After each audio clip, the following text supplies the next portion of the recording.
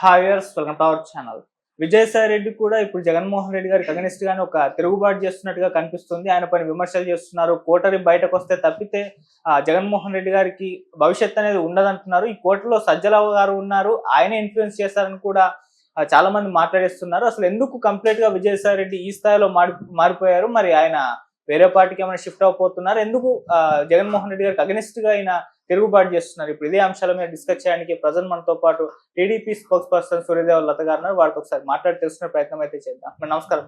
నమస్తే మేడం, జగన్మోహన్ రెడ్డి గారికి ఆల్రెడీ షర్మిల గారు ఉండగా మళ్ళీ ఇప్పుడు అంతే క్లోజ్ ఉన్న విజయసాయి రెడ్డి గారు కూడా రాజకీయ సన్యాసం తీసుకుని బయటకు వచ్చి ఆయన పైన విమర్శలు చేయడం చూస్తున్నాం. అంటే ఎందుకు ఈ విధంగా విజయసాయి రెడ్డి గారు ఈ విధంగా కంప్లీట్ గా మారిపోయారు? మరి ఎందుకు జగన్మోహన్ రెడ్డి గారి పైన విమర్శలు చేస్తున్నారు? అసలు ఏం జరిగింది? మరి ఆయన విమర్శల పైన మీ ఒపీనియన్ ఏంటి? అంటే విజయసాయి రెడ్డి గారి కంటే ఇంపార్టెంట్ దొరకలేదు అనేది అయితే వాస్తవమే. అది అందరికి తెలిసిపోయింది. ఓపెన్ గా వాళ్ళ పార్టీ వ్యక్తులైనా కూడా అంతర్గతంగా చెప్పుకోవచ్చు. అది కన్ఫర్మ్ గా తెలిసిన విషయం కాబట్టి.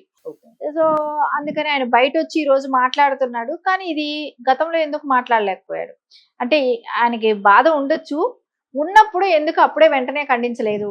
ఇది ఒకవేళ నటన మళ్ళా ఏమైనా ఇప్పుడు టాపిక్ డైవర్ట్ చేస్తున్నాడేమో అనిపిస్తుంది.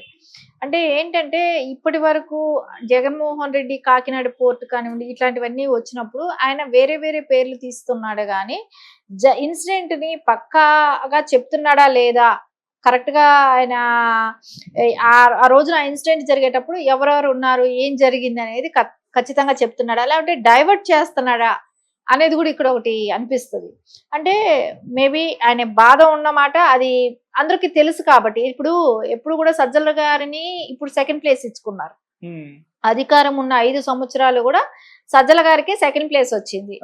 అప్పట్లో అపోజిషన్ ఉన్నప్పుడేమో సెకండ్ ప్లేస్ విజయసాయి రెడ్డి గారికి పార్టీలో, A2 ఆయనే, తర్వాత సజ్జల A2 అయ్యారు. అంటే సజ్జలని తీసుకొచ్చేటప్పటికి సజ్జల గారు ఎవరో కూడా పెద్దగా అప్పుడు తెలియదు. ఆయన అలాప్ షడన్ అంటే ఒక జర్నలిస్ట్ గా తెలుసు, అంటే అందరికీ తెలియకపోవచ్చు కదా, నార్మల్ పబ్లిక్ అంతా కూడా పెద్దగా ఆయన తెలియదు. సరే జర్నలిస్ట్ అంటే ఎంతమంది జర్నలిస్టులు ఎంతమందికి తెలుస్తుంది? అదే డైలీ మీడియాలో మాట్లాడే వాళ్ళు, ఇప్పుడు టీవీ జర్నలిస్టులు వీళ్ళని చూస్తున్నాం కాబట్టి వాళ్ళు రెగ్యులర్ గా మాట్లాడుతుండే వాళ్ళ మీద ఒక అవగాహన ఉంటది. ఈ సజ్జల గారి మీద పెద్ద అవగాహన లేదు. సరే ఆయన అలాప్ షడన్ ఆయనకి మంచి పోస్టులు, సకల శాఖ మంత్రిగా పేరు, ఇవన్నీ వచ్చేసాయి. అంటే ఎవరు కూడా ఊహించకుండా ఆ స్థాయికి ఎందుకు తీసుకెళ్లారు? సో విజయసాయి రెడ్డిని ఎందుకు తక్కువ చేయాల్సి వచ్చింది? ఇవన్నీ చూస్తున్నప్పుడు ఆయన అంటే విజయసాయి రెడ్డి గారు చెప్పేది ఏంటంటే ఆయన మనసులో నాకు స్థానం లేదు, ఆయన చుట్టూ ఒక కోటరీ ఏర్పడింది, ఆ కోటరీలో నాకు స్థానం కల్పించలేదు. ఆ కోటరీ ఎవరు? ఇప్పుడు ఆ కోటరీ ఎవరు అని అంటే అందరికీ తెలిసిందే, సజ్జల గారే మెయిన్ గా ఉండేవాళ్ళు. ఆ తాడేపల్లి ప్యాలెస్ కి ఎప్పుడు పడితే అప్పుడు వెళ్ళటం, డిస్కస్ చేయడానికి ఒక ఏకైక వ్యక్తి ఎవరైనా ఉన్నారంటే అది సజ్జల గారే. ఇప్పుడు విజయసాయి రెడ్డి గారికైనా అపాయింట్మెంట్ దొరకదు. ఆయన అడిగితే ఆయనకి అపాయింట్మెంట్ ఇచ్చే ఇదిలో లేరు. ఆయన 10 సార్లు అడిగితే ఏమైనా ఒక ఛాన్స్ ఇస్తారేమో, ఇచ్చేటట్టే ఉండింది. సో అది ఆ టైంలో ఆయన బయటపడలేదు, ఇప్పుడు బయటపడుతున్నారు. అంటే సజ్జల గారికి ఇచ్చారనే అక్కసా, ఆ స్థాయి కల్పించారనే అక్కసా, లేదంటే పార్టీ నిర్వీర్యం అయిపోయింది ఇంకా పైకి తేరుకోదు కాబట్టి, ఇంకొచ్చే పార్టీకి మనుగడ లేదు కాబట్టి ఇప్పుడు ఇంకేముంది బయటపడిపోయి మాట్లాడితే పర్లేదు కదా అనే ఉద్దేశంతో మాట్లాడుతున్నాడా? పార్టీ ఇంకా మనుగడ కష్టం అనేది వాళ్ళకు కూడా అర్థమైపోయింది. ఇంకోటి ఇక్కడ ఇవన్నీ చూస్తుంటే ఒకవేళ సజ్జల గారుకి ఈ రకమైన హైప్ ఇచ్చింది ఎవరు, ఇంత హైప్ రావటానికి కారణం ఏంటి అన్నప్పుడు ఇక్కడ కొన్ని విషయాలు మనకు ఒక అంతర్గతమైన విషయాలు, కొన్ని టాపిక్స్ తీసుకున్నప్పుడు ఖచ్చితంగా ఒకటి అనిపిస్తుంది. ఖచ్చితంగా జగన్మోహన్ రెడ్డి గారు అవ్వచ్చు, సో ఆ కుటుంబ సభ్యులు అంటే ఇంకా భారతి రెడ్డి గారు అవుతారు. సో వీళ్ళిద్దరి సజ్జల గారికి ఆ హైప్ ఇచ్చినట్టే కనపడుతుంది. సరే భారతి రెడ్డి గారు ఎందుకు ఇంట్రెస్ట్ చూపిస్తున్నారు అనేది ఒకటి అనుకుంటే, అక్కడ ఎవరైతే విజయసాయి రెడ్డి గారితో అంటే అప్పట్లో 14 నుంచి 19 వరకు ఎవరు పాదయాత్రలు చేసినా ఏం చేసినా, అంతకుముందు షర్మిల గారు పాదయాత్ర చేసినప్పుడు కానీ, ఆయన జైల్లో ఉన్నప్పుడు కానీ, ఇట్లాంటివన్నీ చూసినప్పుడు అప్పుడు షర్మిల గారు బాగానే ఉండేవాళ్ళు, విజయమ్మ గారు, విజయసాయి రెడ్డి గారు వీళ్ళందరూ కూడా పనిచేస్తున్నారు పార్టీకి. ఆల్ ఆఫ్ సడన్ ఏంటంటే అధికారంలో వచ్చినాక వాళ్ళందరినీ పక్కన పెట్టడం జరిగింది. సో దీనిలో ఎవరి హస్తం ఉంది? సరే రేపొద్దున జగన్మోహన్ రెడ్డి వాళ్ళు ముందే గెస్ట్ చేశారా, ఒకవేళ జగన్మోహన్ రెడ్డి గారు జైలుకి వెళ్తే పార్టీని ఏమైనా షర్మిల గారు కైవసం చేసుకుంటే విజయసాయి రెడ్డి గారు ఫుల్ గా సపోర్ట్ చేస్తారు, అందుకని ఆయన ముందుగానే ప్లాన్ గా పక్కన పెట్టారా. ఓకే. సో ఇవన్నీ ఆలోచనలు అనేది అయితే పక్కా ప్రజల్లోకి అందరికీ ఉన్నదే, ఇది కామన్ గా డౌట్ అనేది వచ్చేసింది. సరే తల్లిని ఎందుకు పక్కన పెట్టారు అని అంటే ఆబ్వియస్లీ ఆ చరిష్మా మళ్ళా తల్లికి కూడా ఉంది. ఎందుకంటే రాజశేఖర్ రెడ్డి గారి సతీమణిగా విజయమ్మ గారికి కూడా అది ఇది ఉంది. ఎందుకంటే ఆవిడ కూడా ప్రజల్లోకి వెళ్ళారు, ఆవిడ కూడా ప్రచారాలు చేశారు, నా బిడ్డకు ఒక్క ఛాన్స్ ఇవ్వండి అని అన్నారు. సో అందుకని ఆవిడకి నెక్స్ట్ ఆప్షన్ ఉంటది. సో దీనిలో వీళ్ళందరిలోకి చూసుకుంటే చివరి ఆప్షన్ ఎవరికి ఉంటుంది, ఆబ్వియస్లీ భారతిరెడ్డి గారికి. ఓకే. ఈ తల్లి చెల్లి తర్వాతే భారతిరెడ్డి గారికి వస్తుంది. ఎందుకంటే ఇక్కడ రాజశేఖర్ రెడ్డి గారి సంతానం కాబట్టి షర్మిల గారికి ఉంటుంది, సతీమణిగా విజయమ్మ గారికి ఉంటుంది. సో వీళ్ళనందరినీ పక్కన పెట్టాలి అనుకున్నప్పుడు అక్కడ కొత్త వ్యక్తి, అక్కడ సజ్జల లాంటి వాళ్ళు రావాలి. వాళ్ళు ఎవరి మాట వింటారు, భారతిరెడ్డి గారు తెచ్చి పెట్టుకున్న వాళ్ళు కాబట్టి వాళ్ళ మాటే వింటారు, వీళ్ళని పక్కకు పెడతారు. విజయసాయి రెడ్డి గారు అయితే పక్కన పెట్టలేరు అనే ఒక ఉద్దేశంతో విజయసాయి రెడ్డి గారిని పక్కకు తప్పించుండొచ్చు. ఓకే. సో ఇవన్నీ చూస్తుంటే మనకు ఖచ్చితంగా అనిపిస్తుంది విజయసాయి రెడ్డి గారిని తప్పించడానికి ఇంత స్కెచ్ అయితే జరిగినట్టే అనిపిస్తుంది, మాస్టర్ ప్లాన్ లాంటిది జరిగింది. సరే ఆయన అంటున్నాడు నేను చాలా చేశాను పార్టీ కోసం, నేను చాలా కష్టపడ్డాను అని అంటున్నారు. అదే రకంగా పోస్టులు ఇచ్చారు, నాకైతే పోస్టులు కల్పించారు, అధికారం ఇచ్చారు అని చెప్తున్నారు. నేను దానికన్నా ఎక్కువ పనిచేశాననే మాట కూడా చెప్పారు. నేను చాలా త్యాగాలు చేశానని చెప్తున్నారు.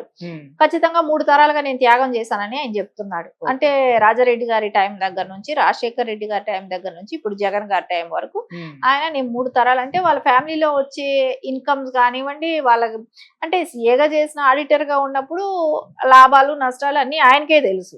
అంటే గతంలో రాజశేఖర్ రెడ్డి గారి సీఎం కాకముందు వాళ్ళ పరిస్థితులు ఏంటి, అయిన తర్వాత ఒక పరిస్థితులు ఏంటి, మళ్ళీ జగన్మోహన్ రెడ్డి గారు సీఎం అయిన తర్వాత పరిస్థితులు ఏంటి, ఇవి ఇన్ని రకాలుగా ఆయనకి అన్ని రకాల ఐడియా అయితే ఉంది కదా. సో అంటే ఆయనకి గతం నుంచి తెలిసిన వ్యక్తిగా నేను చాలా రకాలుగా వాళ్ళకి అండగా ఉన్నాను, ఈ రోజున నన్ను పక్కకు తోసేశారు, ఆ కోటరీ ఉన్నంత వరకు ఆ పార్టీ బాగుపడదు, ఆయన ఓపెన్ స్టేట్మెంట్ అదే చెప్పింది. అది చెప్తూ ఇంకొకటి కూడా అంతకుముందు ఢిల్లీలో పెట్టిన ప్రెస్ మీట్ లో కూడా ఒక మాట చెప్పారు. అంటే వివేకానంద రెడ్డి గారి హత్య గురించి కూడా ఒక మాట చెప్పారు. అప్పుడేమన్నారు, ఆ రోజున అవినాష్ రెడ్డి గారే చెప్పారు గుడ్డిపోటు అని. సో ఆ రోజున సాక్షి మీడియా ఆయన హ్యాండిల్ చేస్తున్నారు కాబట్టి నేను దానికోసమే అది గుండెపోటుగా ఆ రోజు చేయటం జరిగింది. సో అది చెప్పిన వ్యక్తి అవినాష్ రెడ్డి గారు అని ఆయన బహిరంగతంగా చెప్పారు. అంటే ఏంటి, అవినాష్ రెడ్డి గారు చెప్పారు కాబట్టి అది చెప్పారు. అవినాష్ రెడ్డి గారు ఏ రకంగా అంటే ఆయన వెళ్ళి ఇన్సిడెంట్ చూసిన వ్యక్తి అతను, చూసినా కూడా అలా చెప్పారు అని అంటే ఆయన మీద అనుమానం అనేది ఉంది అనేది ఫ్రమ్ ద బిగినింగ్ నుంచి విజయసాయి రెడ్డి గారికి అయితే తెలుసు కదా. అలా చూసిన వ్యక్తి అలా చెప్పాడు అని అంటే ఆయన మీద అప్పటికే అనుమానం ఉంది కదా వాళ్ళకి. అంటే ఎంత కవర్ చేసుకుంటా వచ్చారు, అధికారం కోసం కవర్ చేసుకున్నారు. వీళ్ళు చేసిన తప్పులు అవన్నీ కూడా ఎవరి మీదైనా నెట్టేసేయాలి, సో అధికారం తెచ్చుకోవాలి. సో ఈరోజు వాళ్ళు మేము కరెక్ట్ అని చెప్పుకోవటానికి అన్ని విషయాలు ఒక్కొక్కటి బయట రావచ్చు, వస్తాయి. కానీ అది అనిపిస్తుంది జగన్మోహన్ రెడ్డి గారికి తగలకుండా వేరే విధంగా టర్న్ తీసుకుంటుందా అనేది ఆలోచించాలి.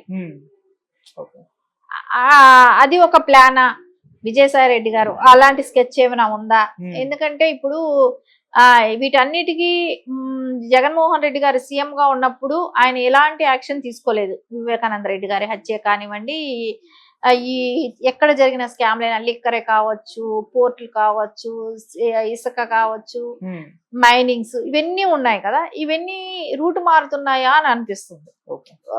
అంటే గత సీఎం కి ఏమీ మరకలు అంటనివ్వకుండా రూట్ మారుస్తున్నారా, అలాంటి స్కెచ్ ఏమైనా విజయసాయి రెడ్డి గారు వేసారా అనేది కూడా ఇక్కడ ఆలోచించాలి.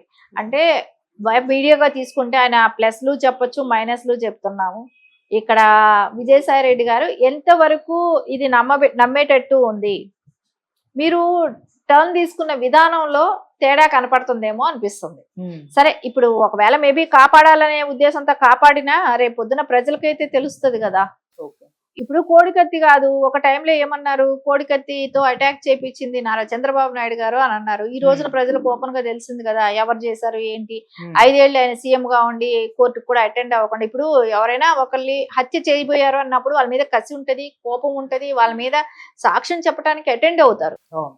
ఇక్కడ సీను విషయంలో అటెండ్ కూడా కాలేదు కదా. ఎన్నిసార్లు పలుదపాలు పిలిచారు కదా కోర్టుకు వచ్చి సాక్ష్యం చెప్పమని. ఇప్పుడు ప్రజలకు ఒక క్లారిటీ వచ్చేసింది కదా, అది జరగలేదు, జరగని ఇన్సిడెంట్ ని పెద్దదిగా చిత్రీకరించి ఆ రోజున ఆ రకంగా హైలైట్ చేశారు. ఆ రోజు ఉన్న తెలుగుదేశం పార్టీ మీద బ్లేమ్ చేయడం కోసం అనేది క్లియర్ కట్ గా అర్థమైపోయింది. అదేలాగా వివేకానంద రెడ్డి గారి హత్య కూడా అదేలాగా అని చెప్పారు. సో ఎక్కడా కూడా నిజం అనేది ఏంటంటే కొంచెం టైం పడుతుంది. మీరు ఎన్ని రకాలు ఏం మార్చినా ఏం చేసినా కూడా నిజం అనేది ఎప్పటికైనా నిలకడ మీద తెలుస్తుంది అన్నట్టు. కొంచెం లేట్ అవ్వచ్చు, అన్ని ఓపెన్ అవుతాయి, బయట వస్తాయి. మనం రాజకీయ సన్యాసం తీసుకున్నాను అన్నారు విజయసాయి రెడ్డి గారు, వ్యవసాయం చేసుకుంటానని కూడా చెప్పారు. మళ్ళీ ఇప్పుడు వచ్చి పొలిటికల్ కామెంట్స్ చేయడాన్ని ఏ విధంగా చూస్తారు? మళ్ళీ బీజేపీలో చేరబోతున్నారంటూ కూడా వార్తలు అయితే వినిపిస్తున్నాయి. ఈ విధంగా జగన్మోహన్ రెడ్డి గారికి యాంటీగా మారిపోయారు కదా, మరి టీడీపీ వాళ్ళ స్టాండ్ అంటే విజయసాయి రెడ్డి గారి విషయంలో ఏ విధంగా ఉంటుందని? మొన్నటి వరకు విజయసాయి రెడ్డి గారి పైన ఆరోపణలు, విమర్శలు ఇవన్నీ కూడా చేశారు, ఆయన మీద కేసులు కూడా ఉన్నాయి. మరి ఇప్పుడు యాంటీగా మారిపోయారు కదా, మన మద్దతు తెలుపుతారంటారా?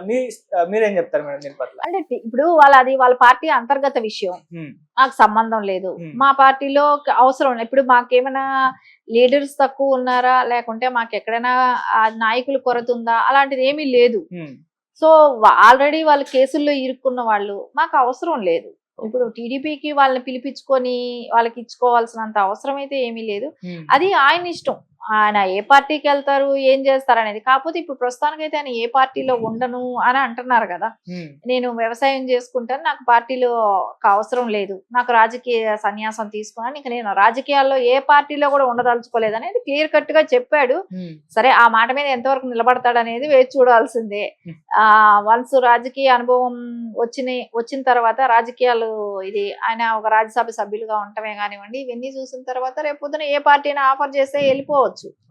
ఉంటాడని అయితే నమ్మలేము. రేపొద్దున ఇదే వైసీపీలోకి మళ్ళా వెళ్ళొచ్చు, అది కూడా నమ్మలేము. నాకు మళ్ళా మనసులో చోటిచ్చారు జగన్మోహన్ రెడ్డి గారు, పిలుచుకున్నారన్నా ఆశ్చర్యపోవాల్సింది. మళ్ళా రేపు నాకు మనసులో చోటు దొరికింది అందుకే నేను వెళ్ళిపోయినానని మళ్ళా ప్రెస్ మీట్ పెట్టినా పెట్టచ్చు. ఇప్పుడు జగన్మోహన్ రెడ్డి గారు అక్కడ మీకు ఒకటే, జగన్మోహన్ రెడ్డి గారి మీద ఎలాంటి బ్లేమ్ చేయట్లేదు, ఓన్లీ నాకు మనసులో చోటు లేదనేది ఒక్కటే అన్నారు. ఇక్కడ స్కాముల్లో కానివ్వండి, అక్కడ ఇక్కడ ఇంతవరకు అతని పేరు చెప్పలేదు, వేరే వాళ్ళ పేర్లు అంతా చెప్పుకుంటా వస్తున్నారు. సో అందుకని రేపొద్దున ఏదైనా జరగచ్చు, అది కరెక్ట్ గా మనం తీసుకోవటానికి కూడా లేదు. ఆయన చెప్పిన మాట మీదే నిలబడతాడనే దానికి కూడా లేదు. Thank you so much.